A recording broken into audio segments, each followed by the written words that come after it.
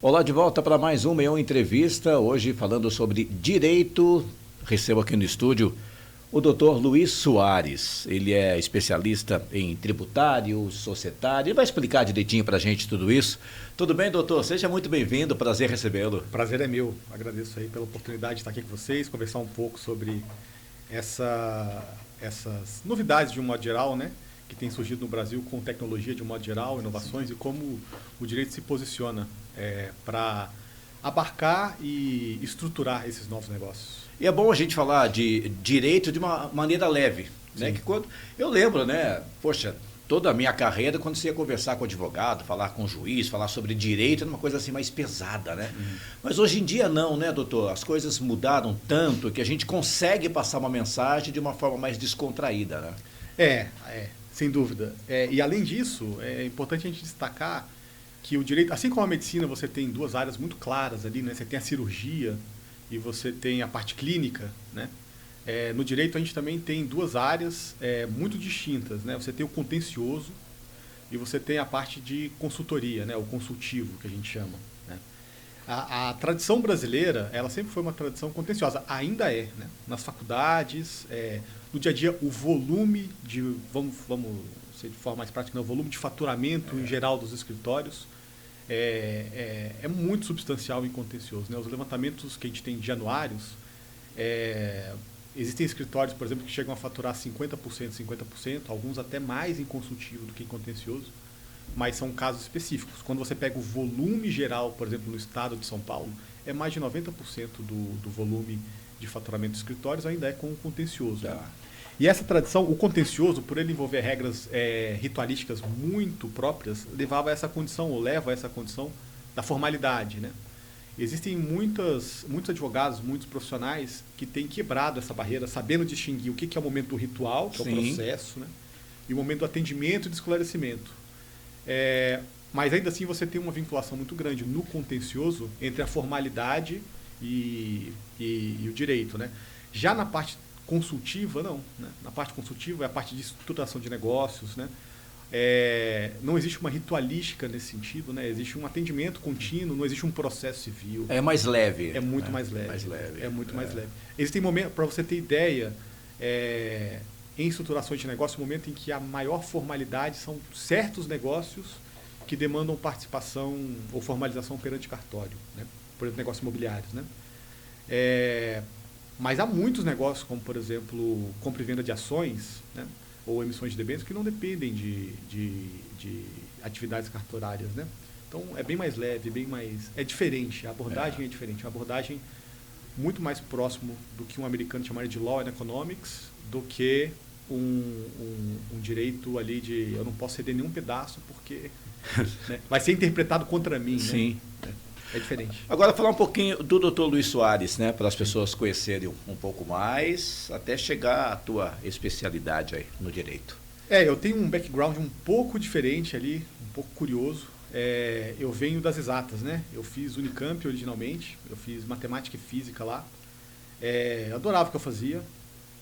E de fato foi uma parte muito importante da minha formação como forma de pensar, né? Forma de abordar a realidade, tentar compreender, reconstruir mentalmente e intervir para alterar o que é possível, né?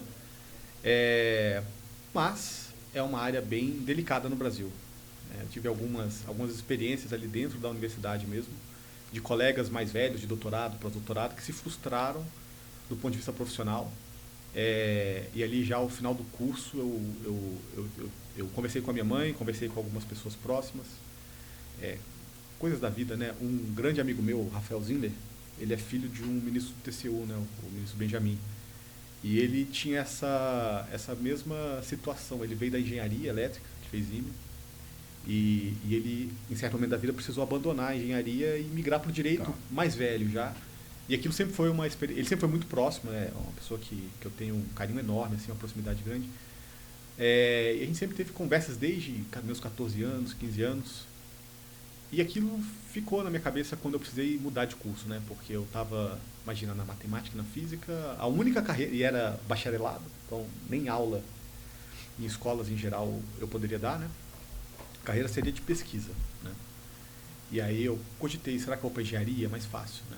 Será que eu vou tentar medicina? Será que alguma coisa para mudar completamente? E aí, por essas influências, tanto da minha mãe como do Benjamin, também da Simone, a mãe de um grande amigo meu, acabei optando pelo direito. Passei ali o último ano da faculdade, além de estudando para a faculdade, estudando vestibular também, e consegui passar. Passei na UFRJ, passei na Unesp, passei na USP. E aí eu decidi fazer direito na USP. Fui para a capital. Fui desmotivado. A verdade é essa. Você morava onde? Eu sou mineiro, mas eu cresci em Brasília. Brasília. Eu estava em Campinas na época, né? Eu estava fazendo Unicamp. Fazendo Unicamp. Exatamente. E aí, no meu quarto ano de faculdade, eu já passei no final dele na faculdade de Direito. 2012, né? Terminei o Unicamp. 2013 eu comecei Direito na USP. Inicialmente eu morava ali num hostel na Vila Mariana, né? Situação de universitário, né? Experiência muito, muito rica.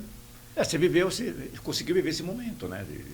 Consegui e assim, com o tempo, a formação de exatas ela é muito densa, né? Diferentemente de algumas outras carreiras, né? A formação de exatas é muito densa. Então, eu nunca me desliguei exatamente do modo de pensar ou da forma de agir que você aprende ali, vamos dizer assim, do ponto de vista científico, né? Então, na faculdade, eu participei do grupo de Lógica Aplicada ao Direito, né? O GELAD, do professor Juliano. Me aproximei bastante de vários professores de, digamos, uma vertente mais analítica do direito, né? O professor Otávio Luiz Rodrigues Júnior, o professor Bedak, o professor Heitor Sica.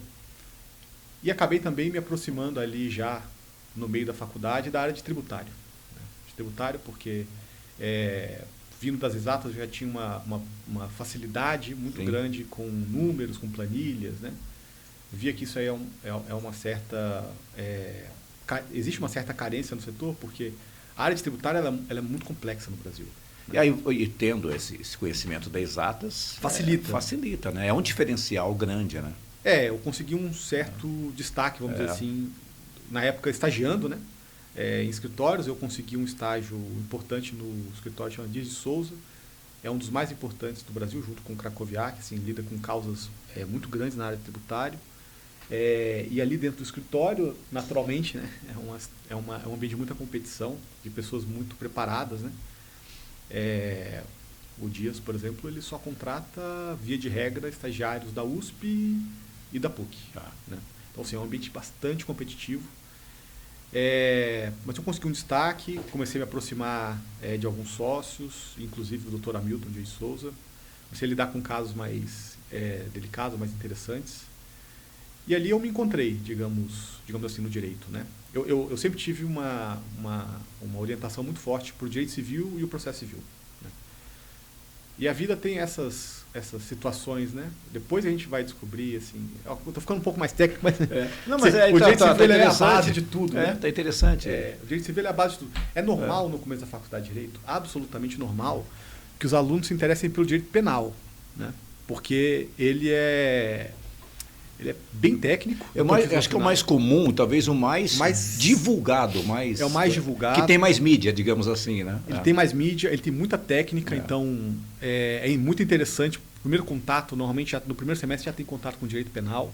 Ele é fascinante, ele lida com uma das duas coisas mais importantes do direito, né? Que é, no caso, a liberdade, né? Aqui você não brincando um pouco, né? Que a gente fala que o tributário e o penal são as áreas que mais importam, professor Fernando Facuri. Que é ou você vai ser preso ou não, ou você vai ter de pagar ou não, né? Então, no limite são os mais duros, né? Mas o tributário é muito complexo de se entender, de fato. Né? O penal não. O penal você consegue assimilar com uma certa facilidade maior, né? E tem muita técnica também, então existe uma certa atração inicial dos alunos pelo direito penal. Mas não é que não foi o meu caso. Todo mundo se interessa por direito penal. Isso é fato, tá? Todo mundo se interessa por direito penal. Mas eu acho que o exatas aí mexeu um pouquinho mais com você. Né? O direito romano em particular foi uma coisa que mais me moveu ali no começo. Tive professores incríveis de direito romano e a proximidade do direito civil. E aí eu vi que, na verdade, se você consegue compreender a fenomenologia, se você se dedica ao estudo profundo ali, é tão interessante quanto o direito penal, né? O direito civil.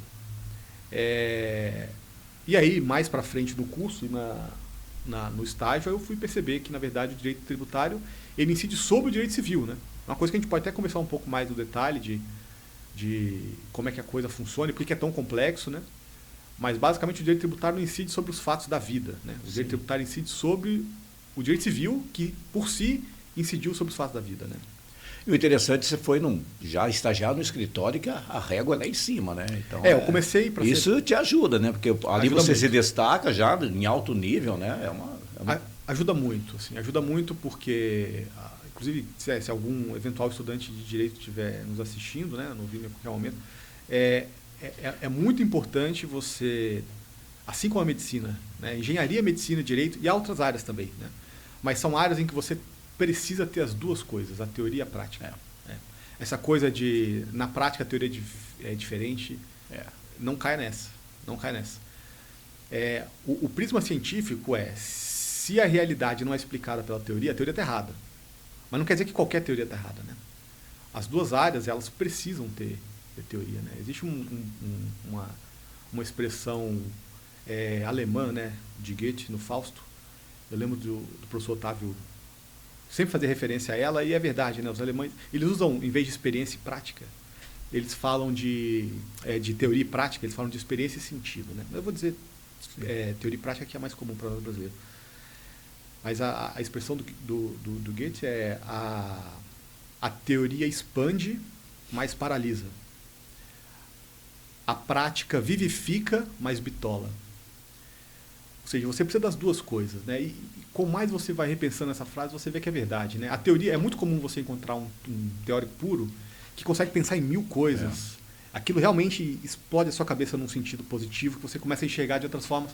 Mas se você ficar só na teoria, você vai ficar só sentado no sofá. É o que a gente fala sempre no caso do jornalismo, rádio e TV também, né? Você tem uma teoria, você tem todo aquele conhecimento, mas se você não aplicar, no nosso caso, eu para conduzir uma entrevista com você, por exemplo, é a prática. Não tem como, né? É a prática, a experiência, né? Exatamente. É a experiência. Tem tudo a ver. E se você fica focado só na experiência, ou seja, você não se atualiza, não estuda, não aprofunda, bitola, não tem jeito. Você vai ser uma pessoa muito testada na prática, naturalmente vai ter casca grossa, vai ser capaz de muita coisa, mas bitola. Então, e uma coisa não exclui a outra, né? É perfeitamente possível você precisa de muita prática para se vivificar. Sim. E ter ali a experiência concreta para fixar na mente, para ter estímulos. E você precisa da teoria para depois conseguir expandir também. Bacana, a gente está tendo uma pequena palestra, uma aula aí com o doutor Luiz Soares, bacana. Agora, doutor, quando a gente fala em tributário, né, que é a tua área específica, enfim... E contratos também, né? Contratos, muita gente fica assim, puxa, e agora, né? Tem que entregar um especialista mesmo, né? Porque as regras mudam no meio do caminho, né? A gente está num país que hoje está assim, daqui a pouco já mudou, e muitas pessoas que não são ligadas a exatas, a números, a cálculos, a ter que pagar, cumprir prazo, enfim, é uma coisa que realmente precisa de alguém que saiba, né, e que tem um time bom também para fazer isso, né? Como é que é o teu trabalho em relação a isso? Exatamente, você tocou num ponto central ali, que é não só pagar, mas apurar, né? Declarar. É complexo. Eu tenho até uma certa dificuldade de começar a abordar o problema, porque assim... eu vou dar grandes números só para a gente ter uma ideia de qual que é o tamanho da encrenca, né? O tamanho da encrenca. Pegar como benchmark a OCDE, os números dos países da OCDE, né? Via de regra, o contencioso tributário, tanto judicial como administrativo, porque tem essas duas vertentes, né? A Receita Federal ou a Cefaz pode vir a autuar um contribuinte, uma prefeitura, e sempre cabe recurso administrativo, né? Ou seja, você pode tentar reverter aquela decisão, e é muito comum você conseguir reverter pelo menos um bom pedaço ali da forma de aplicação da multa e tal, no âmbito administrativo, né? E depois de você encerrar a discussão no âmbito administrativo, você pode recorrer ao âmbito judicial, né? Pela inafastabilidade da jurisdição. Então você tem dessas duas frentes, tanto o administrativo como o judicial. O contencioso, de modo geral, pega os dois, né? Na OCDE, a gente está falando ali alguma coisa, oscila, né, entre países, mas a média de contencioso, o volume total de dinheiros envolvidos em disputas administrativas judiciais, é em torno de 7% do PIB, né, um desvio padrão ali de mais ou menos 3%, então tem países que têm pouco contencioso, como a Alemanha vai ter ali 3, 4% do PIB em contencioso. Tem países que tem um pouco mais, como a Espanha, vai ter 10, 12, né? Mas é essa faixa, né? O Brasil ele já beira 100% do PIB, né? Eu já vi os números, assim, é muito difícil você chegar na vírgula, né? Eu já vi os cálculos, as estimativas, eu acho que eles estão calculando bem por baixo. Porque você tem dificuldade de atualizar até o valor controverso, porque se eu acho que eu tenho de pagar 50, você acha que eu tenho de pagar 1 milhão, a diferença é muito grande. Muito grande. É muito grande, né? Mas o que a gente sabe é que assim, o contencioso do Brasil, tributário, ele é absolutamente fora do esperado. Então é esse tipo de ambiente que a gente vai falar, né? É um ambiente de gerador de contencioso. Quando você tem um ambiente dessa forma, a culpa não é só de um lado, né? Não pode ser só do contribuinte, não pode ser só da Receita Federal. Digamos que tem muito dinheiro voando por aí, assim, tá? Para que lado esse dinheiro vai, né? Mais ou menos. Existe muito crime tributário, existe muita injustiça tributária, você tem de tudo, né? É como se fosse, mal comparando, assim, uma floresta amazônica, entendeu? Você tem desde uma onça até um sapinho pequenininho especializado em um certo tipo de inseto. É uma fauna muito rica de hipóteses, né? Muito rica de hipóteses. E aí, como é que a gente chegou nisso? Como é que a gente chegou em 100% do PIB em contencioso tributário? É uma legislação com uma diversidade tributária, tipos de tributo muito grande. Cada tipo de tributo tem regimes muito diferentes. Então, só para dar um exemplo. Você tem PIS, tem COFINS, tem IPI, tem ICMS, tem ISS, tem Imposto de Renda, tem CSLL, tem IOF, tem TCMD, tem TBI. Você tem tarifa, tem adicional de frete e renovação marinha mercante. Você tem imposto de importação. Um negócio... Tá, vamos falar só de PIS COFINS. Aí você tem PIS COFINS cumulativo, PIS COFINS não cumulativo. Você tem PIS importação, COFINS importação, PIS exportação, COFINS exportação. Você tem os regimes de refinaria de petróleo, você tem regimes de monofasia, de bifasia em bebidas geladas. Aí você começa assim, são mais de 100 regimes em PIS COFINS. Então é um negócio que você realmente começa a naturalmente ter uma dificuldade de enquadramento, né? Quer dizer, lá no final o consumidor não sabe nada disso. Não, o consumidor... Eu pelo menos, esses exemplos que você acabou de passar agora, eu não conhecia, pelo menos 70% das siglas que você falou, eu nunca ouvi falar. É um desespero dos estrangeiros, né? A gente tem cliente estrangeiro, normalmente são grandes grupos, né? Porque um pequeno grupo não vai entrar no Brasil. Sim, né? sim. Então são grandes grupos que vão separar, normalmente estão em fase de expansão de negócio, né? Para fazer o contrário, o Nubank, ele é uma empresa brasileira, né? Embora o WVL seja colombiano, mas é uma empresa brasileira e está se expandindo para a Argentina, para a Colômbia. Mas o Brasil, ele recebe muito investimento estrangeiro direto, chama de IED, né? Muito investimento estrangeiro direto. Você tem a Uber, você tem Google, você tem sim, uma infinidade de empresas. A Johnson aqui em São José é muito importante, né? Uma infinidade de empresas que, no seu plano de negócios, chega um momento que eles precisam expandir para o Brasil. O Brasil é uma economia grande, bastante relevante, né? E aí, os estrangeiros, quando chegam no Brasil para tomar, aí eles percebem, nossa, porque muitas vezes na compreensão deles, é assim, é complexo, mas eu vou ter as melhores mentes, vou ter os melhores profissionais. Eu vou colocar dinheiro, vou ter os melhores consultores, não vou economizar com isso, e vou ter a solução adequada. Não é bem assim. Porque o ambiente é um ambiente de incerteza. Sim. Né? Vamos pegar o caso do Walmart, né? Ele veio ao Brasil, ficou mais de uma década, chegou no final e falou, tá, deu para mim, vou embora. A Ford, quantas décadas? Também.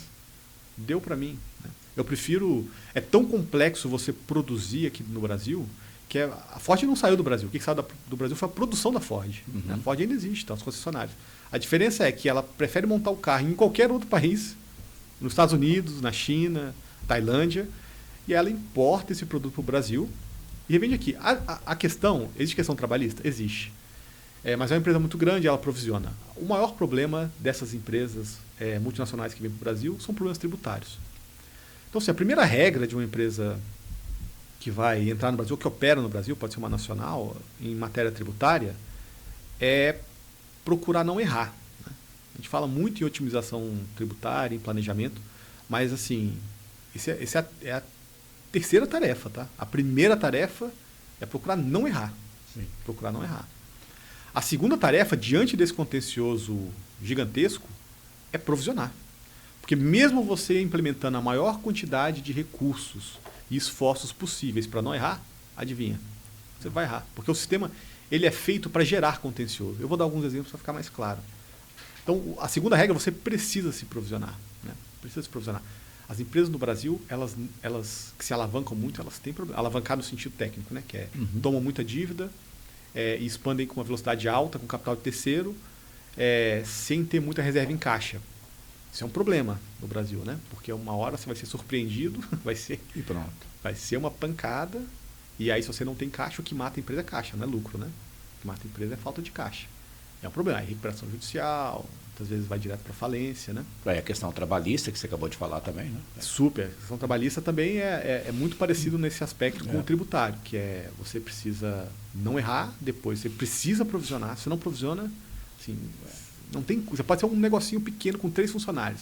Tem de provisionar. E esses fechamentos de empresas acabam causando tudo isso. Também, exatamente. Né? Aí sim, a terceira regra é, dado que eu não estou errando, dado que eu estou provisionando, como é que eu otimizo, né?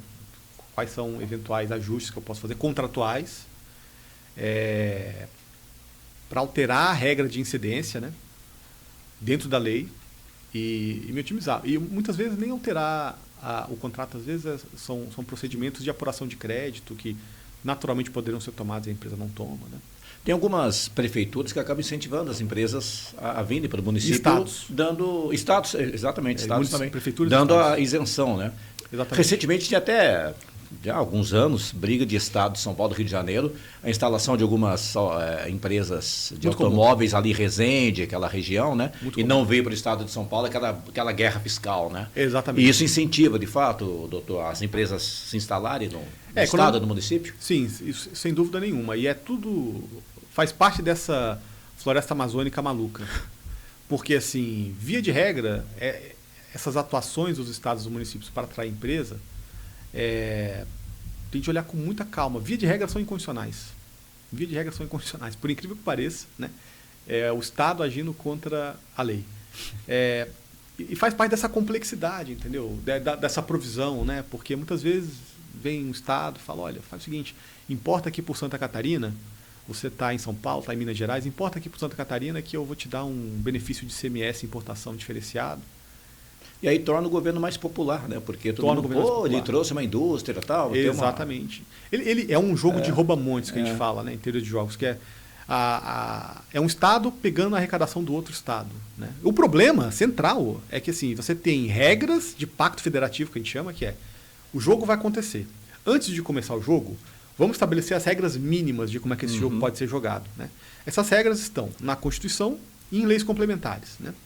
Particularmente, existe uma lei complementar da década de 70, salvo engano, a Lei Complementar 24, para os estados, que tem essa regulamentação de o que os estados podem ou não podem fazer para conceder benefícios unilaterais ou mesmo regionais. Né? A regra é muito dura. A lei foi assinada na época pelo ministro Delfim Neto. Né? A ideia era evitar que os estados roubassem um do outro. E a regra que está prevista na legislação é de aprovação unânime. Então, o Estado do Espírito Santo só pode conceder um benefício de ICMS se houver unanimidade de aprovação de todos os demais governadores. Não governadores, é o CONFAS, são os representantes dos governadores lá em Brasília, são 27. E no direito, quando você diz unanimidade, você diz veto. Né? Porque basta o Acre dizer não concorda.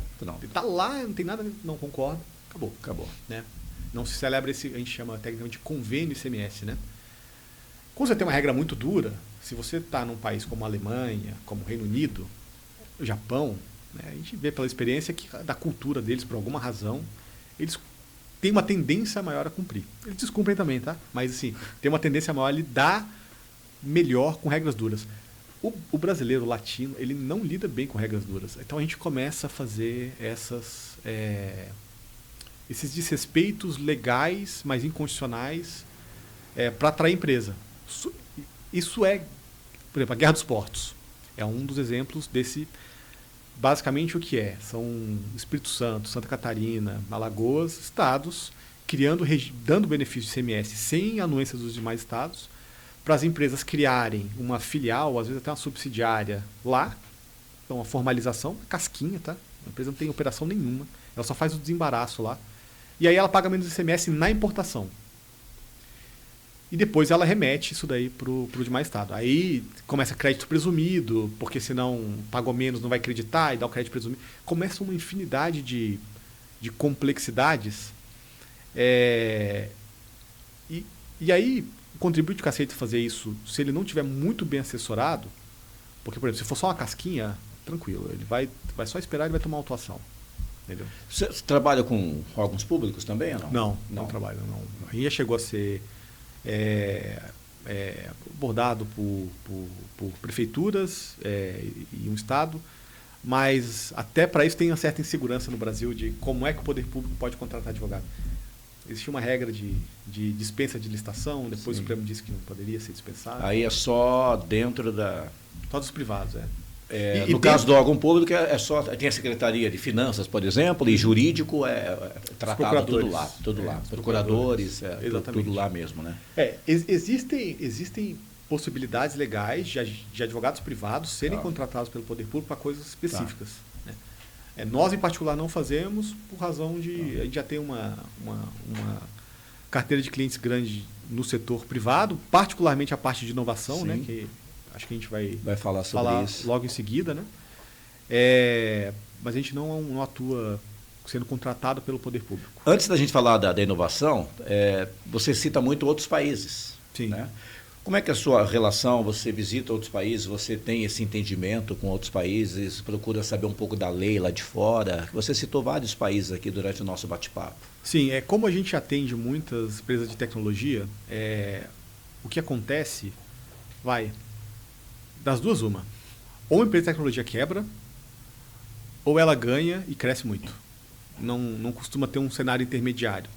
Ela não costuma ser uma empresa que tem 3 funcionários, vai para 30, 60, para e fica ocupando um pequeno nicho ali. Não costuma ser dessa forma. Pode acontecer? Pode, mas desconheço. Normalmente acontece e faz parte desse mecanismo de inovação que a gente vai falar, né, que chama o Venture Capital. É um capital de risco, né? Faz parte dos fundos de Venture Capital apostar em diversas empresas, sabendo que várias vão quebrar, não vão funcionar, mas ele está testando aquela possibilidade de disrupção ou de domínio de mercado. E muitas vezes uma que dá certo paga não só por 10, por 20, às vezes paga por 100 que deram errado. Né? Quem tiver interesse, uma pesquisa simples no Google e verificar como foi o investimento, salvo engano, da Sequoia no Nubank, é uma coisa assim, é inacreditável, entendeu? Inacreditável. Um investimento que multiplica por milhares de vezes. Né?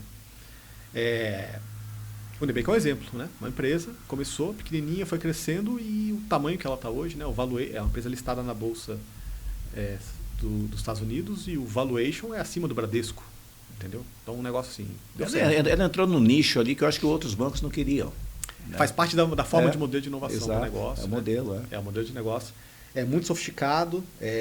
Eles pivotaram o negócio várias vezes, assim, tentaram uma frente, não deu, vai para cá. Estão sempre dispostos ali a inovar. Mas só tem essas duas hipóteses, né, no empresa de tecnologia. Ou ela quebra, ou ela dá muito certo. Então, quando ela dá muito certo, das duas uma. Ou ela, em um certo momento, vai sair do Brasil, deu certo no Brasil, vai para fora, uma nacional que está indo, como, de novo, o caso do Nubank. Ou então, ela está lá fora e está vindo para o Brasil. O caso da Uber, por exemplo, ou da Cabify, que já foi nosso cliente. E aí, por conta dessa expansão internacional, a gente acaba tendo contato. Né? A gente acaba tendo contato natural. Sendo bem sincero, eu já tentei me aprofundar em matéria jurídica em alguns países e é complexo. Naturalmente, a gente, pela experiência, costuma ter uma ideia razoavelmente bem de como é que a coisa tende a funcionar. Mas direito é complexo. Direito é complexo. E não é complexo só no Brasil. Nosso ramo tributário é muito complexo, tá? É um negócio fora. Mas assim, não pense que porque os Estados Unidos é um país dito como berço liberal, e de fato tem uma tradição liberal muito grande, é simples. Não é simples, tá? Não é simples. Uma conversa com um advogado americano, você se surpreenderia com o grau de especificidade e tecnicalidade que as discussões envolvem. No México, a mesma coisa. E é diferente. Né? É diferente. Existe um professor de direito muito relevante, brasileiro, curiosamente, Roberto Mangabeira Unger, professor de Harvard, é um professor de Harvard mais jovem na titularidade da faculdade de Direito lá.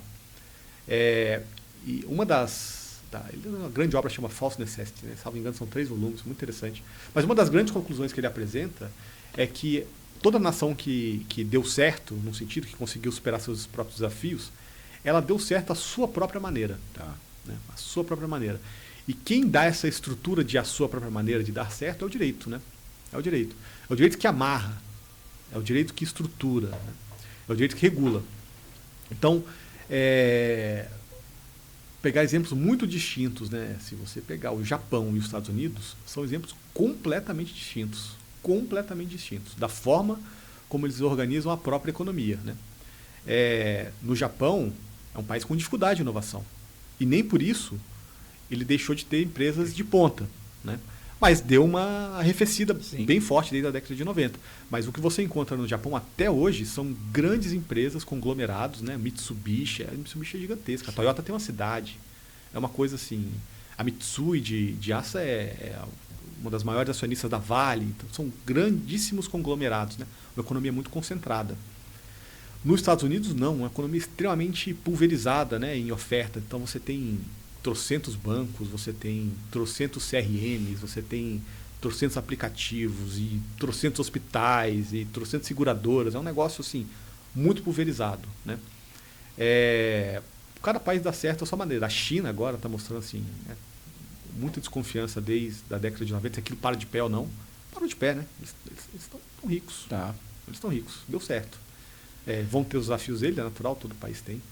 Mas cada país dá certo a sua maneira. Então, a gente tem um contato maior com a forma de organização americana, né? Um pequeno contato com a forma de organização alemã e México, mas a gente não se aprofunda exatamente na forma de estruturação jurídica. Né? A gente tem uma ideia de como funciona. A gente vai falar sobre inovação, indo para a reta final do nosso bate-papo aqui. Quero trazer essa revista, uma das mais recentes, né? A Metrópole Magazine, produzida pelo Grupo Meon. E tem aqui, né, o Dr. Luiz Soares, matéria muito legal, muito bacana. Fala sobre inovação, inclusive, né? E a gente vai falar sobre isso agora, né, doutor? Porque inovação, tecnologia tem ditado o ritmo do mundo, né? Sim. Então não tem como fugir disso. E na tua área, como é que vocês estão encarando tudo isso? Como a gente encontrou um certo nicho de atendimento a clientes, né? Na parte tributária, existe esse esforço grande de não errar, então os clientes precisam se adequar à legislação tributária. E você basicamente precisa fazer um transplante do modelo de negócio. Imagina uma empresa vindo de fora para dentro do Brasil, né? Eles têm um modelo de negócio já consolidado. E aí, quando você vai trazer isso para o Brasil, não necessariamente aquilo se encaixa de acordo com os conceitos legais ideais. Então, a gente precisa fazer um certo transplante para adequar aquele organismo vindo de fora para essa floresta brasileira, né? Então, existe esse esforço grande de adequação tributária, mais do que só o planejamento, né? Adequação. E em seguida, esse segundo esforço ele é natural de todo país, tá? Toda empresa que vai para qualquer país, ela precisa pegar o modelo de negócio dela. Eu tenho um certo tipo de contrato aqui. Como é que funciona no seu país? Né? É comum, não é comum? Vou dar um exemplo. Financiamento imobiliário. Acho que é fácil para todo mundo entender, né? Nos Estados Unidos, você faz o financiamento imobiliário por hipoteca. Né? No Brasil, você faz por alienação fiduciária. Existe a hipoteca no Brasil. Ninguém mais utiliza a hipoteca. Né? Então, assim, se você pegar, suponha, um modelo inovador no mercado de real estate deles, uma startup lá vindo para o Brasil e ela utiliza para colateralizar dívidas, por exemplo, obter garantia, né? Ela utiliza um modelo de hipoteca parcial, que não tem no Brasil. Quando chega no Brasil, se você fizer com descuido, e faz hipoteca no Brasil também, mas a hipoteca no Brasil, ela basicamente dá muito menos garantia do que a alienação fiduciária, entendeu? Para o credor, né, no caso. Está em completo desuso, né? Sendo utilizado em situações muito específicas, né? Muito específicas. A hipoteca faz muito tempo que nem ouço a palavra. Né? Exato, ela foi substituída.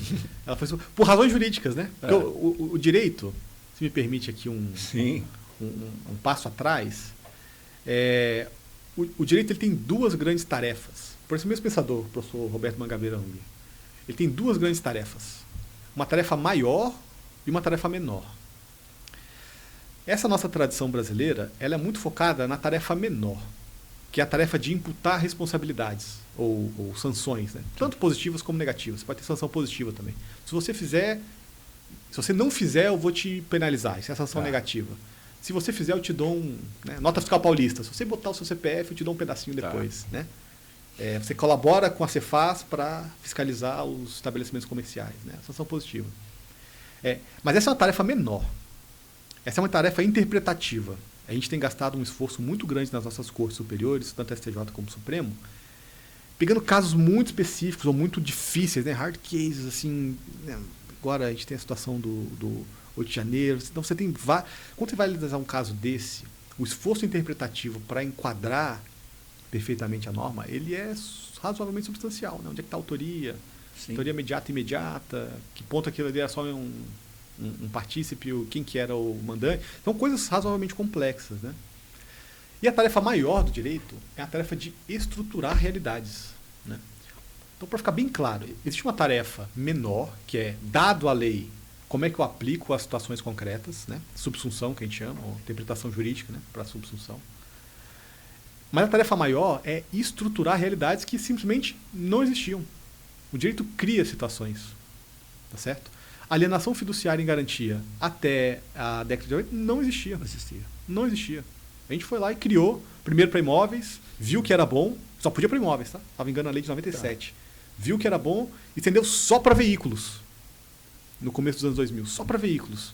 Viu que era bom, aí criamos um regramento geral no Código Civil, né, da alienação fiduciária. Aí você tem seção fiduciária de crédito, você tem hoje um ecossistema, um micro-regime grande de negócios fiduciários, né? Um exemplo bem claro, assim, o Sistema Especial de Liquidação e Custódia, Selic. Né? Selic não é uma taxa, né? A taxa Selic é uma taxa. Mas o Selic ele é um sistema, ele é uma forma de você compensar depósitos bancários com aplicadores, um negócio bem sofisticado, né? Não existia. Não existia o Selic. Salvo engano, até o Dr. Armínio, né, entrar na presidência do Bacen. Ou pelo menos mudou a função quando ele entrou, né? Mas isso é uma realidade que o direito cria. Você percebe? Vai vendo a realidade e vai aplicando novas medidas ou novas regras. Exatamente. Sociedade anônima, né? Sociedade anônima é um instituto criado pelo direito durante as grandes navegações. O que mexeu muito, eu não sei se foi no caso do direito, o MEI, Simples. Exato, são isso. realidades. Exato. O Simples Nacional, você tinha assim... Imagina essa complexidade tributária toda, né? Que é o lucro real, o lucro presumido e os demais regimes, PIS, COFINS, ICMS. Isso é tão pesado que as pequenas empresas não conseguiam se adequar. Você naturalmente empurrava para a informalidade, para a sonegação geral, né? Basicamente, o cidadão tinha um negócio no CPF dele. Você deve se recordar que as maquininhas de cartão, elas pegaram mesmo, curiosamente, depois do Simples Nacional. Porque antes do Simples, o cara não tinha um CNPJ para transacionar ali. Ele recebia muito dinheiro, descontava cheque, era uma economia toda informal do pequeno negócio. Quando em 2006 cria-se o Simples Nacional, simplificando drasticamente as obrigações e também a carga tributária em certas ocasiões, às vezes é mais pesado, mas você simplifica, você permite a formalização da economia. Né? Permite a formalização da economia. E aí, naturalmente, vem tudo a reboque. Né? Própria maquininha de cartão. O Pix. O Pix não é só tecnologia, ele é tecnologia e norma. Né? Existe uma norma amarrando os bancos, quem que vai pagar, porque a pessoa física não paga, a pessoa jurídica paga. Como é que isso aí funciona?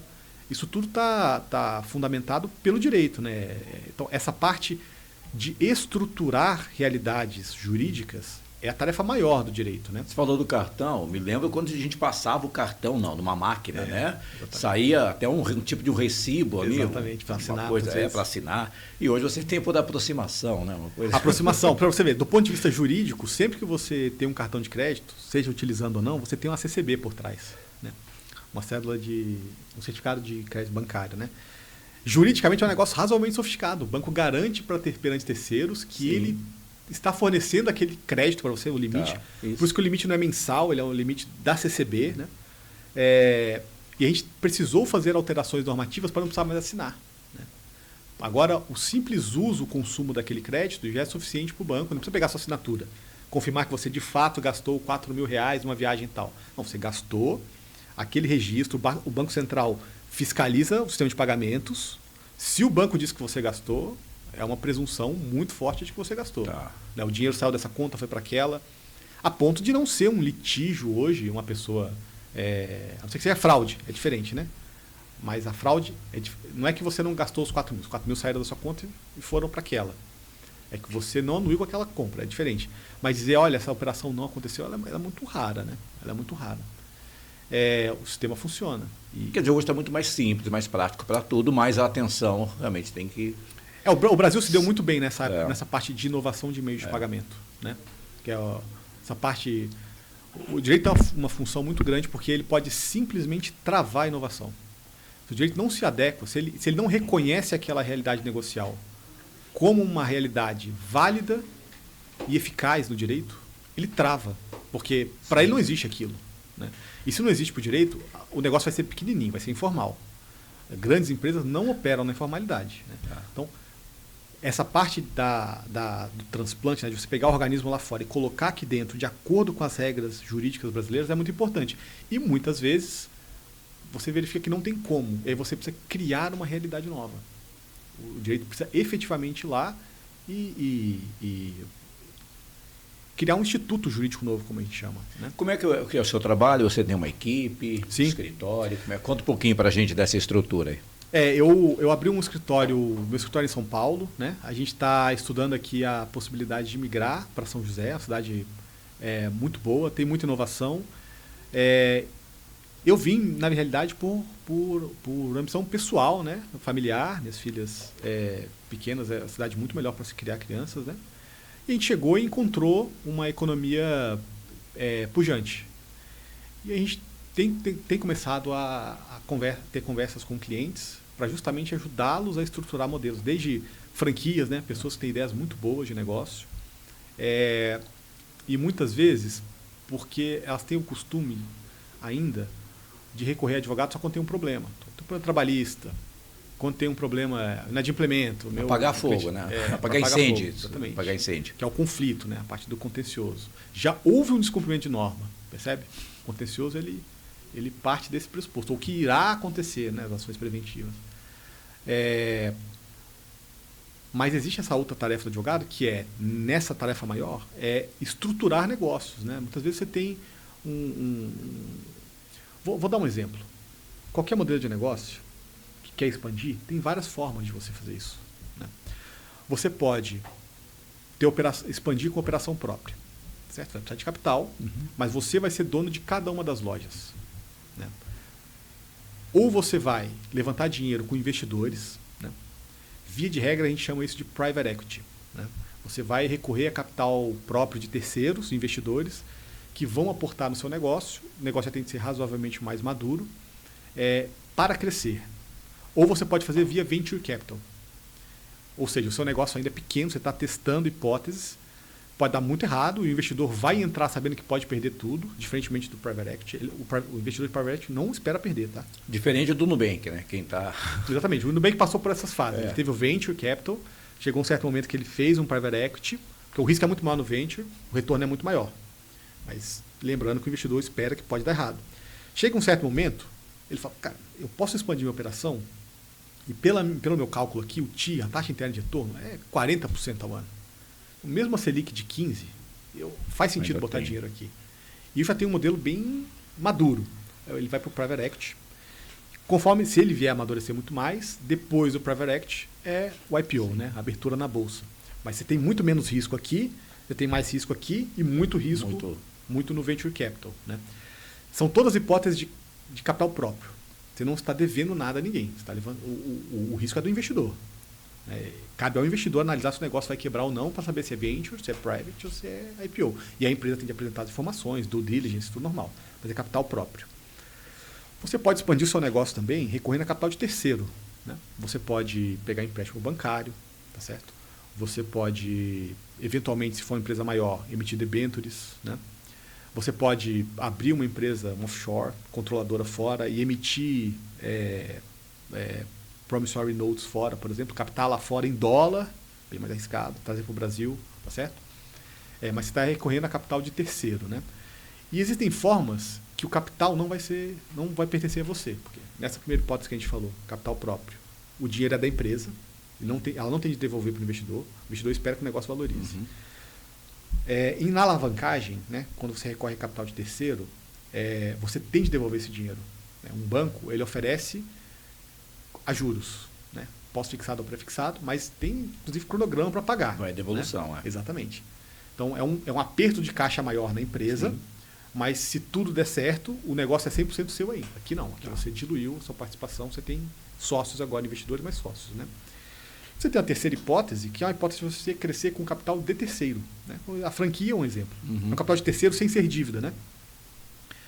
Como é que isso funciona? Você basicamente vai ser o curador de um modelo de negócio, de como a coisa funciona. Então, know-how, local de onde a operação pode funcionar, então análise, né, de market fit, de onde vai funcionar ou não. Desenvolvimento de produto. Né? Essa da franquia é uma dos diferenciais. Né?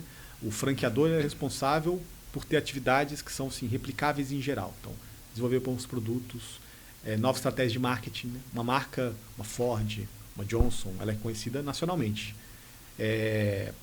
Então, você vai ter certas atividades concentradas na franqueadora, mas a operação e o capital para abrir a loja, ele é do franqueado. Né?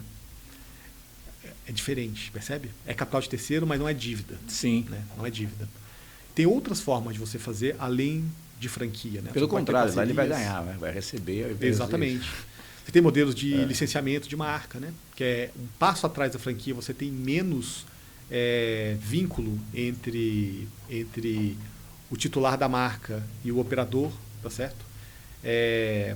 Normalmente são negócios que são muito mais baratos de abrir. Né? Na franqueadora você precisa ter um controle da operação muito maior. Agora, doutor, tem algumas franquias que ficaram no meio do caminho, né? Algumas empresas. Eu me lembro muito bem, eu peguei um período aí das tal de paletas mexicanas, sim, que virou uma febre. Todo mundo querendo abrir ali uma portinha para vender a paleta mexicana. E assim vai. Hoje sim, tem muita esmalteria, sabe, às vezes a gente olha e vê um excesso dessa concorrência, né? Exato. E aí no meio do caminho pode acontecer o que aconteceu com as paletas mexicanas lá atrás, né? Hoje você sai e quase você não vê mais loja vendendo esse tipo de produto. Aí é um cuidado. É o cuidado de quem está, o dono da franquia, ou o cuidado de quem está tentando, de repente, ter um negócio próprio e acha que aquele ali é o momento certo? É uma fenomenologia complexa, sendo bem sincero com você. Acho que é legal a tua orientação, até para a gente entender um pouquinho, né, como é que funciona isso.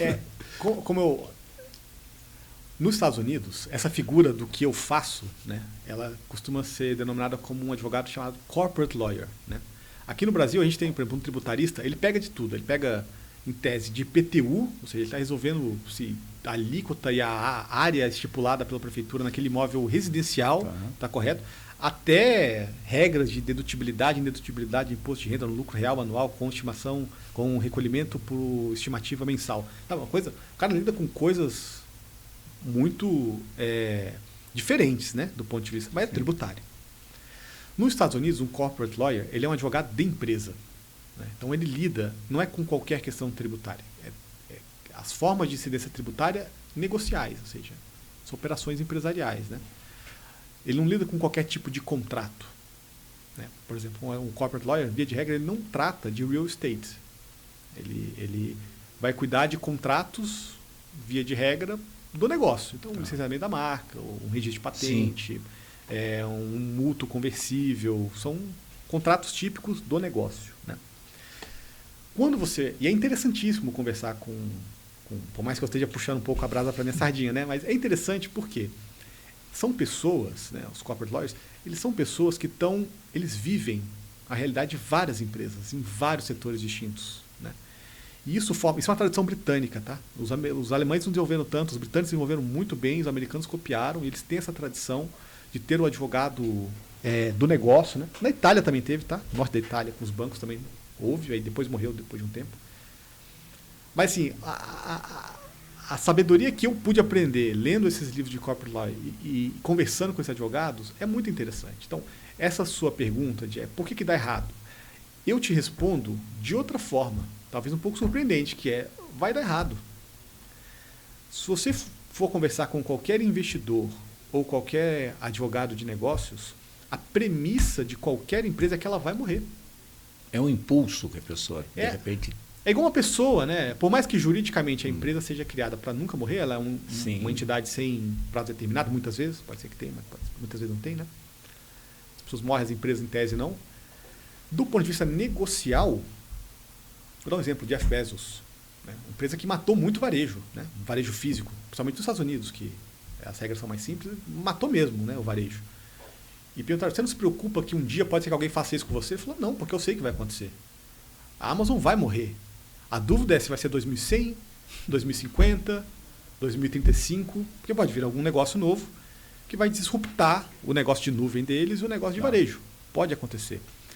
Então, nesse ato de investimento, seja como venture capital, seja como credor de empréstimo, banco, seja como franqueado, por exemplo, se a sua mentalidade é eu acho que eu estou comprando um negócio que não tem como dar errado, tá errado. Assim. Você tende a abordar um negócio como qual o pior cenário? Porque pode vir uma concorrência, né? O caso das paletas, por exemplo. Tá, e se for uma moda e as pessoas desistirem? Eu fiz um investimento enorme, a demanda vai cair pela metade, se paga se a demanda cair pela metade? Se tiver 3 anos de verão fraco e a demanda cair 30%, se paga ou não se paga? Né? Então, são os riscos, né? São os riscos, exatamente. Isso, se você faz enviesado por vou ficar rico a ganância, já é um passo errado. Você tem de fazer um investimento sabendo que em muitas hipóteses aquilo vai dar errado. E aí você tem de fazer a conta de quanto tempo essa empresa demora para se pagar. Né? Na parte de dívida, a gente chama isso de duration. Né? Botei 100. Quanto tempo demora para receber 100 de volta? Pelo menos para não perder o capital. Né? Mas para uma empresa é a mesma situação. Eu vou aportar uma certa quantia aqui. Quanto tempo demora para ela se pagar? Né? Se esse prazo for muito longo, 30 anos, né, você está muito Porque exposto. nem sempre, doutor, quem entra nesse tipo de negócio, que vai tentar uma franquia, é do ramo, é uma pessoa Muitas que... vezes não é, o franqueado, não é. Muitas vezes não é. Ou ele conseguiu um dinheiro extra, ou saiu de uma empresa, fez um acordo e não quer perder aquele dinheiro, quer investir, aí Exatamente. não tem esse conhecimento, né? Exatamente. E o mercado, ele é o local onde ocorrem as transações. Né? O mercado, ele é uma selva. Né? Você... E aqui em São José tem figuras impressionantes, né? Mas quando você vai conversar com um empresário carimbado, mesmo o cara que já tem muita experiência, ele tem essa noção dos perigos, né? O perigo dele não é só para onde que a Selic vai, o perigo dele é para onde o meu concorrente está indo. Porque ele é um perigo enorme, né? Se ele tiver um custo muito menor que o meu, ele vai ganhar o meu cliente. E aí não tem como. Mas ele não pode olhar só para o concorrente. Ele tem de olhar o aspecto, o balanço dele, e ver se o negócio está passando por um momento bom ou ruim. Está passando por um momento ruim e ele é um projeto de gestão, ou seja, vai ter de melhorar as vendas, treinar mais, ou é uma situação macroeconômica, entendeu? Tem de ver os funcionários dele. Eu estou conseguindo trazer gente, renovar pessoas. Então, assim, são muitas variáveis que um empresário precisa lidar. É uma das coisas mais sofisticadas da vida, é você tocar um negócio, né? Você tocar um negócio. E sempre ter isso em mente, que pode dar errado. Então, o seu ponto é até onde que eu vou aportar nessa situação. E a gente vê até grandes empresários, muitas vezes, insistindo no negócio, e o negócio assim, não vai dar... A matemática não fecha, entendeu? Sim. Vou dar um exemplo, a Livraria Saraiva, né? Curiosamente, nasceu na minha faculdade, dentro da Faculdade de Direito da USP, né? Era o bibliotecário lá, o seu Saraiva, há muito tempo atrás, 1800 e pouco. Ele importava livros, vendia para os alunos, abriu no fundo da faculdade, ele dentro da faculdade mesmo, uma livraria super linda, até hoje está lá. E assim, o negócio morreu. Né? Ele tinha a editora Saraiva, ele tinha as livrarias, ele tinha alguns sistemas e ele foi vendendo. Ele vendeu a editora, salvo engano, para o grupo Croton, né, Cogna, vendeu sistemas. No final ele ficou só com a livraria e eles tinham a ideia de que eles iriam fazer um turnaround, eles iriam ter lojas menores. Não deu. Não deu. não deu. Ele teve o auge, né? Aquele grande momento dele e tal. Exatamente. E depois. Doutor, nossa, muito feliz com a tua entrevista. Foi uma verdadeira aula para a gente aqui, né? Entender um pouco mais, de uma maneira bem mais descontraída, né? Que eu falo que o direito, quanto mais descontraído é para informar, para a gente é melhor, né? Sim. E bacana, gostei do nosso bate-papo aqui no Meon. Prazer foi meu. Prazer foi meu. Sempre bom conversar sobre negócios, de um modo geral. É um ramo muito amplo, né? Então tem realmente muita coisa para tratar quando você vai falar de um negócio concreto, né? E como é que isso aqui vai parar de pé ou não? O que eu vou ter de fazer efetivamente? Vou registrar títulos e documentos, né? Porque eu vou colocar termos de uso em site, eu vou fazer um contrato conversível de alguma forma. Tem muitas possibilidades, né? Mas a economia, com mais concorrente ela fica, né? Concorrida ela fica, mas você vê que quem se destaca são aqueles que têm essa visão de negócio, né? Desde, por exemplo, Localiza, né? Até iFood, por exemplo, né? Zé Delivery, são empresas que já foram nossos clientes. O Guilherme Bonifácio, um dos fundadores da iFood, virou até um amigo pessoal, o Diego Libani do Zé Delivery. Se você acha que advogado é custo, depende do advogado, né? Porque, igual contador, você acha que contador é custo, meu amigo, no Brasil tem muita obrigação para cumprir. Muita coisa. Muita obrigação para cumprir, né? Então, assim, você vê que empresários que estão preocupados com a longevidade da empresa, né? E não criar essa surpresa, né? Que chama de contingência, né? Deixou de pagar ali, de repente, pum, toma uma multa, alguma coisa.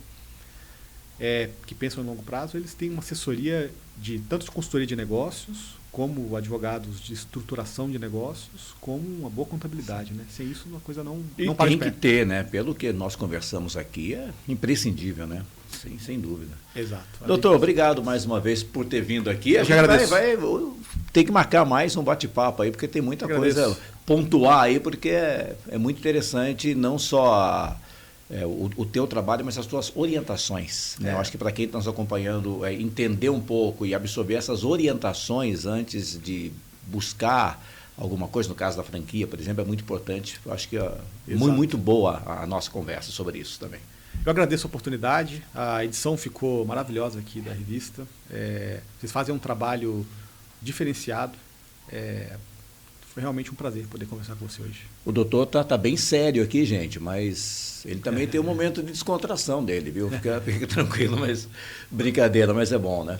Mas é interessante, né? Ter seu outro lado, só para finalizar também, assim, de diversão, de hobby e tal, porque a gente vê o advogado todo terno e gravata, mas tem que aproveitar a vida também, né, doutor? A vida é boa. A vida é boa. Ela é dura muitas vezes, mas ela é boa. Que bom. Obrigado por ter vindo aqui. Eu que agradeço. Obrigado por ter gostado da nossa revista também, né? Foi um privilégio. Muito bom. Um grande abraço. Obrigado mais uma vez. Já fica o convite aqui para um retorno breve para a gente continuar conversando. Retornarei. Tá bom? Conversei com o doutor Luiz Soares, nosso convidado aqui no Meu Entrevista. Até a nossa próxima, ou nosso próximo bate-papo. Até lá. Até.